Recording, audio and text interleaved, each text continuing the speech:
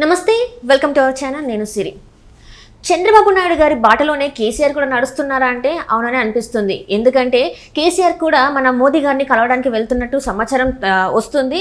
So పొత్తుల కోసం మాత్రమే ఢిల్లీకి వెళ్తున్నారు, మోదీని కలుస్తున్నారని కూడా తెలుస్తుంది, మనకు వార్తలు వస్తున్నాయి. అయితే ఈ అంశాన్ని మనకు వివరించడానికి మనతో పాటు ఉన్నారు ప్రముఖ senior journalist, political analyst C S Rao గారు. నమస్కారం సార్. నమస్తే సిరి. సార్, ఇక్కడ చూస్తున్నట్టయితే తెలంగాణలో మన మాజీ ముఖ్యమంత్రి కేసీఆర్ గారు మోదీని కలవడానికి అంటే మన ప్రధానమంత్రిని కలవడానికి వెళ్తున్నట్టు మనకు సమాచారం వస్తుంది. అది కూడా ఏంటంటే పొత్తు కోసం, తెలంగాణలో పొత్తు కోసం వెళ్తున్నారని చెప్పేసి వార్తలు వస్తున్నాయి. సో ఇందులో ఎంతవరకు వాస్తవం ఉందంటారు సార్? తాజా పరిణామాలను బట్టి చూస్తుంటే కనుక బీఆర్ఎస్ పార్టీని బతికించుకోవాలి అని అంటే ఏదో ఒక జాతీయ పార్టీకి సంబంధించిన అండ అయితే ఉండాలి. అయితే ఇక్కడ ఉండేటువంటి జాతీయ పార్టీలు ఏంటి? Congress party, BJP. ఈ రెండిట్లో ఏదో ఒక దాని పక్షాన చేరాలి. ప్రస్తుతం రాష్ట్రంలో కాంగ్రెస్ పార్టీ అధికారంలో ఉంది కాబట్టి కాంగ్రెస్ పార్టీకి వ్యతిరేకంగా పోరాడితేనే బీఆర్ఎస్ పార్టీకి మనుగడ ఉంటుంది. అట్ ద సేమ్ టైం జాతీయ పార్టీ పొత్తు కూడా కావాలి కాబట్టి మిగిలినటువంటి ఇంకో పార్టీ, జాతీయ పార్టీ ఏంటి? బీజేపీ. కాబట్టి బీజేపీ అండతోటి రాబోయేటువంటి రోజుల్లో బీఆర్ఎస్ పార్టీ మనుగడ కొనసాగించాలి అనేటువంటి ఒక ప్రయత్నం చేస్తుంది అనేది ఆ పార్టీ వర్గాల్లోనే ఒక చర్చ అయితే జరుగుతుంది. అట్ ద సేమ్ టైం అసలు బీఆర్ఎస్ పార్టీ బలమైనటువంటి పార్టీ బీజేపీతో ఎందుకు పెట్టుకుంటుంది పొత్తు అనేటువంటిది కూడా ఒకటి వినిపిస్తుంది. కానీ ప్రాంతీయ పార్టీలు అనేవి దేశ అభివృద్ధికి అడ్డుపడుతున్నాయి అనేటువంటి యాంగిల్లో బీజేపీ యొక్క అభిప్రాయం ఉంది. ప్రాంతీయ పార్టీలు అనేవి జాతీయవాదాన్ని దెబ్బతీస్తున్నాయి కాబట్టి ప్రాంతీయ పార్టీలు ఉండకూడదు అనేది బీజేపీ యొక్క పాలసీ. అందుకే ప్రాంతీయ పార్టీలు విలీనం చేసుకోవటమా లేదంటే ఆ పార్టీని చిన్నాభిన్నం చేయటమా జరుగుతోంది. ఇప్పుడు మనం ఉదాహరణకి మహారాష్ట్రలో తీసుకుంటే శివసేన ఎప్పటి నుంచో కొన్ని దశాబ్దాల పాటు బీజేపీతో కలిసి పొత్తులో ఉంది ఎన్డీఏలో. కానీ ఆ పార్టీని చీల్చి చెండాడి ఇప్పుడు అసలు ఉద్ధవ్ థాకరే నుంచి తీసేసింది. థాకరే నుంచి అసలు ఆ పార్టీ పోయింది. ఇప్పుడు అక్కడ ఏక్నాథ్ షిండే ఆధ్వర్యంలోకి వెళ్ళిపోయింది. సో ఆ పార్టీని చిన్నాభిన్నం చేసేసింది. ఇక్కడ ఎన్సీపీ ఉంది, అదే మహారాష్ట్రలోనే ఎన్సీపీ పరిస్థితి కూడా అలానే ఉంది. సో కాబట్టి ప్రాంతీయ పార్టీలను బతకనివ్వకూడదు అనేటువంటిది ఒక కాన్సెప్ట్ బీజేపీ దగ్గర ఉంది.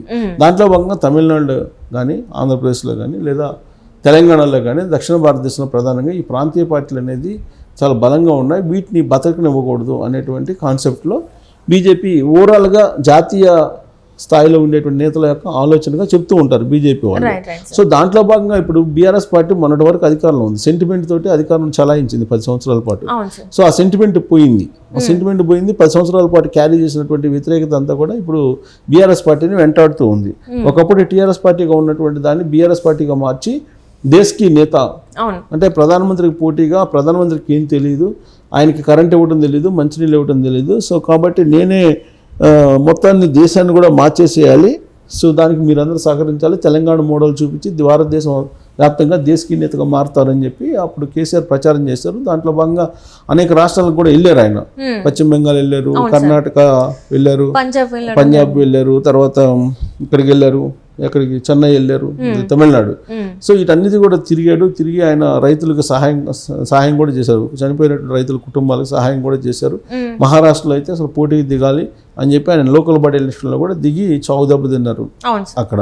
సో ఇవన్నీ జరిగాయి. దేశకి నేత అని చెప్పేసి హోర్డింగ్లు వేసేసి పెద్ద ఎత్తున ప్రచారం చేసి ఖర్చు కూడా పెట్టారు. ప్లస్ దానికోసం విమానం కూడా కొనుక్కున్నాడు ఆయన. ఇది దేశం మొత్తం తిరగాలి ప్రచారంలో అని చెప్పి విమానం కొనుక్కున్నాడు. 3 హెలికాప్టర్లు కూడా బుక్ చేశారని చెప్పి అప్పట్లో ఆయన చెప్పినటువంటి మాట. సో సీన్ కట్ చేస్తే తెలంగాణలో ఆయన చతికిల పడ్డాడు, తెలంగాణలో ఓడిపోయాడు. దీంతో ఇప్పుడు ఆయన తెలంగాణలో పార్టీని బతికించుకోవాలా లేదంటే దేశకి నేత కావాలా అనేటువంటి ప్రశ్న ఉదయించినప్పుడు అసలు తెలంగాణలో లేనప్పుడు మీకు ఇతర రాష్ట్రాల్లో ఉండేటువంటి ముఖ్యమంత్రులు అసలు ఎందుకు లెక్క పెట్టరు కదా. అది సాక్షాత్తు చంద్రబాబు నాయుడు ద్వారానే ప్రత్యక్షంగా చూశాడు ఆయన. ఎందుకు చంద్రబాబు నాయుడు అధికారం నుంచి కోల్పోయిన తర్వాత 2019లో చంద్రబాబు నాయుడు పరిస్థితి ఏంది రాజకీయంగా అనేది మనం ప్రత్యక్షంగా కేసీఆర్ చూశాడు. ప్లస్ ఆయన జైల్లో, రాజమండ్రి సెంట్రల్ జైలుకి కూడా చంద్రబాబు నాయుడు పంపించినప్పుడు ఏం జరిగింది అనేది కూడా కేసీఆర్కి తెలుసు. ఆ రోజు చంద్రబాబు నాయుడు జైలుకి పంపించినప్పుడు పరోక్షంగా కేసీఆర్ అలాగే బీఆర్ఎస్ పార్టీ సంబంధించినటువంటి వాళ్ళు జగన్మోహన్ రెడ్డికి సపోర్ట్ చేశారు, మద్దతు పలికారు.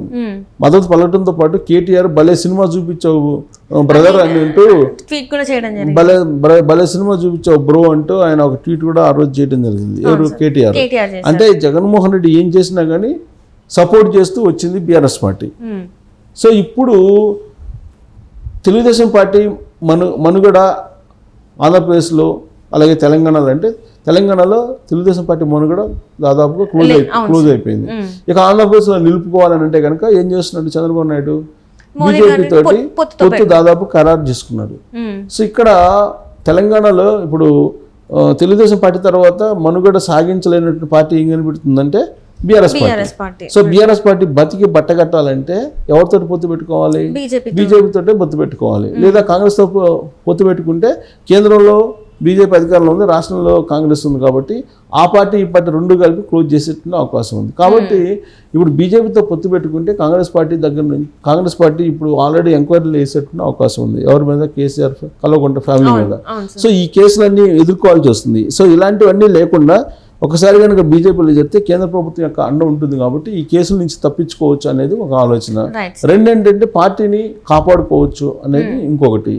అంటే ఇక్కడ కూడా చిన్న డౌట్ ఏంటంటే సార్, ఆల్రెడీ మోదీ గారు మన కేసీఆర్కి సహాయ సహకారం అందిస్తున్నారని చెప్పి ప్రజలు అనుకుంటున్నారు. ఎందుకంటే ఈ లిక్కర్ స్కామ్లో మన కవిత గారిని అరెస్ట్ చేయకపోవడం, దీని వెనుక చీకటి ఒప్పందాలు ఉన్నాయి అని చెప్పేసి వాళ్ళిద్దరి మధ్యన, అంటే తెర పైన కనిపించకపోయినా తెర వెనకాల మాత్రం వాళ్ళిద్దరి మధ్యన సత్సంబంధాలు బాగానే ఉన్నాయి. ఇదంతా ఒక వీళ్ళిద్దరు తిట్టుకోవడం అనేది కూడా ఒక నాటకమే, ఒక స్క్రిప్ట్ అని చెప్పేసి అంటూ ఉంటారు. మళ్ళీ వెళ్ళి ఇప్పుడు అఫీషియల్గా పొత్తు కోసం వెళ్తున్నారంటే జనాలు నమ్ముతారా సార్? మరి ఒకటేంటంటే జనాలని నమ్మించేటువంటి ప్రయత్నం చేస్తారు రాజకీయ పార్టీలు. జనాలు నమ్ముతారా లేదని కాదు, వాళ్ళు అనుకున్నది జనాలు నమ్మేలాగా వాళ్ళు ప్రయత్నం చేస్తారు, సక్సెస్ అవుతూ ఉంటారు. రాజకీయ పార్టీలు సక్సెస్ కూడా అవుతుంటారు, ఒక్కోసారి ఫెయిల్ అవ్వచ్చు, ఒక్కోసారి సక్సెస్ అవ్వచ్చు. ఇప్పుడు బీజేపీ బీఆర్ఎస్ పార్టీ రెండు ఒకటే అనేది మొన్న అసెంబ్లీ ఎన్నికల సందర్భంగా కాంగ్రెస్ పార్టీ పెద్ద ఎత్తున చెప్పింది. ప్రజలు నమ్మారు, తెలంగాణ సమాజం నమ్మింది, అందుకే వాళ్ళని ప్రతిపక్షంలో కూర్చోబెట్టింది, ఓడించింది, అధికారంలో రానివ్వలేదు. సో రాబోయేటువంటి ఎన్నికల్లో కూడా ఇదే చెప్తారు. ఏం చెప్తారు? బీఆర్ఎస్ పార్టీ బీజేపీ ఒకటే అని చెప్తూ ఉంటారు, కాంగ్రెస్ పార్టీ లేదు బీజేపీ కాంగ్రెస్ ఒకటే అని చెప్పి బీఆర్ఎస్ పార్టీ చెబుతుంటుంది. విచిత్రమైన లాజికల్ చెప్తూ ఉంటుంది. సో తాజాగా బండి సంజయ్ ఏమన్నారు, మెడ మీద తలకాయ ఉన్నాడు ఎవడు కూడా బీఆర్ఎస్ పార్టీతో పొత్తు పెట్టుకోవడం అని చెప్పేసి అన్నాడు. ఎవరు? బండి సంజయ్ అన్నాడు. బీజేపీ బీఆర్ఎస్ తోటి పొత్తు పెట్టుకోరని. ఆయన మళ్ళీ ప్రజాహిత మలివిడత సభకి తయారవుతూ ఆయన చేసినటువంటి కామెంట్ అది. అంటే బీఆర్ఎస్ పార్టీని కలుపుకునే లేదు, బీఆర్ఎస్ పార్టీ అయిపోయింది, ఇంకా క్లోజ్ ఆ పార్టీ అని చెప్పి చెబుతున్నారు. అలాంటి పార్టీని కాపాడుకోవాలంటే ఖచ్చితంగా బీజేపీ తోటి పొత్తు పెట్టుకోవాలి. కేసీఆర్ యొక్క రాజకీయ చరిత్రను చూస్తే 2001లో టీఆర్ఎస్ పార్టీ పెట్టినటువంటి కేసీఆర్ అన్ని పార్టీలతో తెలుగు రాష్ట్రంలో ఉండేటువంటి అన్ని పార్టీలతో పొత్తు పెట్టుకున్నాడు. ఆయన పొత్తు పెట్టుకుని టీఆర్ఎస్ పార్టీని బతికించుకోగలిగాడు. అదే తరహాలో ఇప్పుడు బీఆర్ఎస్ పార్టీని కూడా బతికించుకోవాలి అని అంటే డెఫినెట్గా జాతీయ పార్టీగా ఉన్నటువంటి బీజేపీ తోటి పొత్తు అవసరం అని చెప్పి ఆయన సహజంగా భావిస్తూ ఉంటారు. ఎందుకంటే సీనియర్ మోస్ట్ పొలిటీషియన్, ఆయనకి తెలియని అంశం అయితే ఏమీ ఉండదు. కాబట్టి ఇప్పుడు పొత్తు పెట్టుకొని వెళ్ళాలి అనివార్యంగా అనేది ఆలోచిస్తూ ఉన్నారు. సో ఆలోచన ఎప్పుడు వచ్చింది అని అంటే, ఎప్పుడైతే చంద్రబాబు నాయుడు ఎన్డీఏలో భాగస్వామి కావాలనుకుంటున్నారో ఆ మరుక్షణమే కేసీఆర్ కూడా ఎన్డీఏలో భాగస్వామి కావాలని చెప్పి భావిస్తున్నారు. దానికి కారణం ఏంటి? ఒకవేళ ఎన్డీఏలో భాగస్వామి అయితే తెలుగుదేశం పార్టీ తెలంగాణలో కూడా బీఆర్ఎస్ పార్టీ నష్టపోయే అవకాశం ఉంది. కారణం ఏంటంటే తెలుగుదేశం పార్టీ బీజేపీ పొత్తు అనేది తెలంగాణలో చాలా ఎఫెక్ట్ పడే అవకాశం ఉంది. ఏ పార్టీకి ఎఫెక్ట్ పడుతుందంటే బీఆర్ఎస్ పార్టీకి ఎఫెక్ట్ పడుతుంది. సో కాబట్టి చావు దెబ్బ తినేటువంటి అవకాశం, 1-2 ఎంపీల కన్నా గెలుచుకునే అవకాశం లేదు. అందుకే ఎన్డీఏలో తెలుగుదేశం పార్టీ కలిసినటువంటి వెంటనే ఇమీడియట్గా బీఆర్ఎస్ పార్టీ కూడా ఎన్డీఏలో కలిసేటువంటి ప్రయత్నం చేస్తుంది. లేదంటే ఆ పార్టీ దాదాపుగా కనుమరుగయ్యేటువంటి ప్రమాదం ఉంది. అందుకే కేటీఆర్ బీజేపీతో పొత్తు పెట్టుకోవాలని ఒక ప్రపోజల్ తీసుకొచ్చారు. తాజాగా మల్లారెడ్డి కూడా బీజేపీతో పొత్తు ఉంటుంది అనేటువంటి సంకేతాలు తీసుకొచ్చారు. దానికి ప్రతిగా ఇప్పుడు బీజేపీ వాళ్ళు ఏమంటారంటే బీఆర్ఎస్ పార్టీ మనుగడ కోసం, ఆ పార్టీని బతికించుకోవడం కోసం మాత్రమే ఇలాంటి లీకులు ఇస్తున్నారు, పొత్తు లీకులు. కానీ మేము మాత్రం పొత్తు పెట్టుకోము, అసలు అది క్లోజ్ అయినటువంటి పార్టీ, అది చచ్చిపోయినటువంటి పార్టీ, ఆ పార్టీతో మేమెందుకు పొత్తు పెట్టుకుంటాం అని చెప్పి ఇప్పుడు బీజేపీ నేతలు చెప్తూ ఉన్నారు. సో ఏదేమైనప్పటికీ కూడా బీఆర్ఎస్ పార్టీ కొంత బలమైనటువంటి పార్టీ ఇప్పటి వరకు కూడా. కానీ రాబోయేటువంటి రోజుల్లో ఎలా ఉంటుందో తెలియదు. సపోజ్ ఒక ఎంపీ 2 ఎంపీలకు పరిమితం అయిందంటే అసలు ఆ పార్టీని పట్టించుకునే వాళ్ళు కూడా ఉండరు. సో అలాంటి పరిస్థితి లేకుండా ఉండాలంటే బీజేపీతో పొత్తు ఒకటే అనివార్యం. సో ఆ దిశగా అడుగులు వేస్తూ ఉన్నారు. చంద్రబాబు నాయుడు అడిగేశారు కాబట్టి ఖచ్చితంగా అడిగేసే అవకాశం ఉంది. సో వీళ్ళిద్దరు గురు శిష్యులు. చంద్రబాబు నాయుడు దగ్గర కేసీఆర్ క్యాబినెట్ లో పనిచేశారు. సమకాలీన పొలిటికల్ లీడర్స్ అని చెప్తూ ఉంటాడు కేసీఆర్. కానీ చంద్రబాబు నాయుడు ఒక గురువుగానే భావిస్తూ ఉంటాడు. కాబట్టి గురువు వెళ్ళినటువంటి బాటలోనే ఇప్పుడు శిష్యుడు కూడా వెళ్ళేటువంటి అవకాశం కనిపిస్తుంది. Right sir, right. Thank you so much sir. Thank you.